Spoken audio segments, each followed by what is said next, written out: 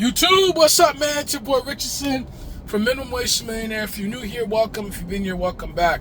So I wanted to just do a quicker video with you guys today to kind of just explain to you guys how I was able to get my phone bill down. Again, I made a previous video on this. My phone was $25 a month. I got it down to $5 a month. I'll explain you guys the process and really to give you guys this overarching concept that, look, loyalty in regards to businesses and companies, they shouldn't be just given, it should be earned. And I promise you guys, when I explain everything throughout the video, you'll know exactly what I'm talking about. So, why am I saying this, or why am I going off on this point? I would say almost a week ago now, my phone bill was about to be due. I usually, again, pay $25 a month. Great price for unlimited talk, text, web service, all that. I was planning on porting over to another phone carrier because another phone carrier had a phenomenal deal. So I was planning on doing that.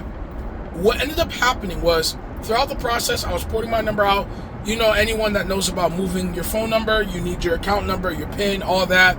So I was in the process of doing all those things. Right before the end of the call, what they ended up doing was that they ended up offering me what's known as a retention or a loyalty deal, right? Which is, hey, you've been with us for, I think I was with them for like 4 or 5 months. Hey, you're a loyal customer, all that. We're going to give you $20 off your phone bill for the next 6 months, right? So $20, 6 months, total savings $120. And because my phone bill was only $25 a month, $20 off, it only ended up being $5 for cell service. Again, unlimited talk, text, web, hotspot, international calling, texting, data, everything like that. I'm with Total Wireless. All that for $5 a month for the next 6 months. So pretty much, it was effective July. So pretty much for the rest of the year until 2027, beginning of 2027, I'm gonna have $5 a month cell service. And it's not $5 a month for 200 minutes or something like that. It's unlimited cell service. And it's one of the reminders in capitalism. And I'm not going to go on a tirade with capitalism. I'm very indifferent on it. I could see the benefits of it. I could see the cons of it. I'm not anti-capitalist or anything like that. But regardless of what your particular stance on capitalism is, one of the benefits you do have is that in a competitive market like the phone service, the phone carrier industry, right? Whether you're talking about the big boys, T-Mobile, AT&T, and Verizon, or the smaller players like Mint, Cricket, Metro, US Mobile. Again, I made a whole separate video. I'll link that in the description below. You guys check it out, and I can even give you some of the ones I recommend. I'm not sponsored by any of them, just from personal experiences.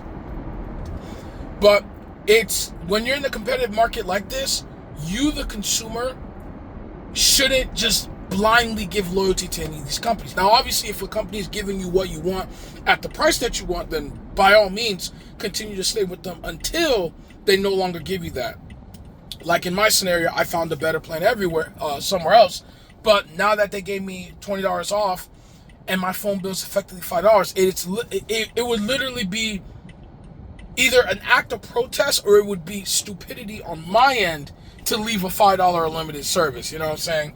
It literally wouldn't make any sense for me to do that. So it's just one of those questions, reminders that you shouldn't be loyal to any company, well, at least any company from the perspective of a customer, especially in a competitive market.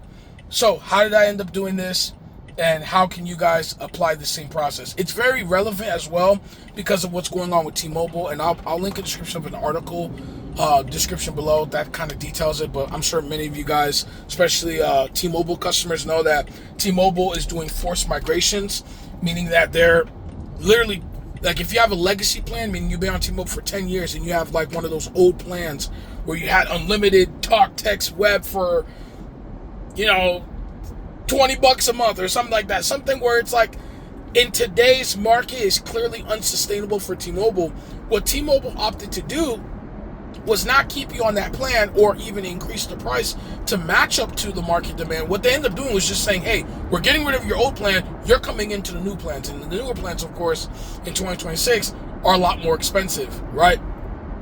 Which obviously leaves a very sour taste, because it's like, not only are you guys price hiking me, because that's essentially what it is, but you're literally forcing me into it. So it's not like, hey, we're going to increase the price by a couple dollars and then you get to choose. It's literally, no, you got until, I think it was July 13 or July 14, one of those dates, pretty much in the next couple of days. You're getting forced into it whether you like it or not, or you could leave. We don't care, right? So it's relevant for me to make this video for that, and then also to just supply you guys my testimony and my advice on how to do it. So what you would do, I'll just kind of break down the process, is obviously search for another competitor, right? As I mentioned earlier, the cell phone carrier market is very competitive between postpaid, which is the big boys, and the prepaid, the smaller people. They run on the same networks, right? AT&T, Verizon, T-Mobile. Obviously, do your due diligence and do your research on the individual carrier, because at the end of the day, it's your phone, your money, and your potential service, so you want to make sure it's great. Again, I'll link in the description below of the video I already made talking about these carriers. So you could do that, and then what you'll do is you'll just call the customer service agent. You could chat with them, that's fine. I like to call them so I could have that personal experience with them. I got that kind of personal talk. Although in 2026, more than likely you'll probably talk to an AI, or you'll probably talk to like an automated voice type of message thing. So try to get in contact with a person, ideally. If not, you can work without it, and just request your port out information. And usually it'll be a port out PIN and your account number. Some of these carriers, they have that information already there. Some of them you have to call and contact, or generate it through the app, right? So it's going to vary depending on what it is, but you'll get that information. What ends up happening is that they'll know that you're leaving because you're requesting this information, because this is the information that's required to switching your phone number, right, to another carrier. Once they know this, they're like, whoa, okay, you're about to leave us.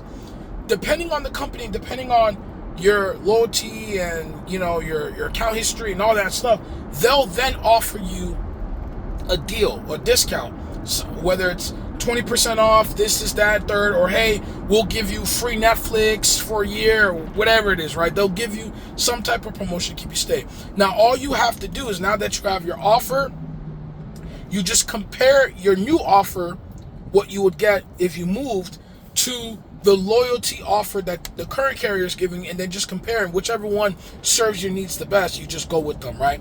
So that's what I mean by not giving them blind loyalty. You always have options. And again, love or hate capitalism. When you're in a competitive market and you are the consumer, that primarily benefits you, not necessarily companies. So leverage those opportunities. And I would always say, try to be kind, try to be respectful. At the end of the day, the man or the woman that's, you know, responding to your calls or texts, whatever, they're just there doing their job, man. It's not them. Most of the major changes are coming from the higher ups of T-Mobile or Verizon or AT&T or whatever company it is. And this doesn't have to apply for cell phone company. It could be internet, utilities, whatever it is. You know, don't get mad at the man or woman that's just simply there doing their job, right? If you have to voice your concerns, go higher up. Try to reach out to the higher ups, corporate numbers, all that stuff. But when you're talking to just a regular customer service, right, be respectful, be kind, but also be firm in what you want, right? Don't be indecisive, because oftentimes when they sense indecisiveness, they'll train you to be like, oh, just conform to what we're doing. No, stand on. That's why I say research the best offer that you could get outside of your current company, and then bring it to your current company, see if they can match or beat it. If they can't, oh well, you're gone. If they could, great, you stay, right? So that's just kind of the point. I won't make this video too long. Thank you guys for letting me chat and ramble on for long enough. It's Richardson from Minimum Wage to Millionaire. May the Lord be with you guys all today. Have a nice one.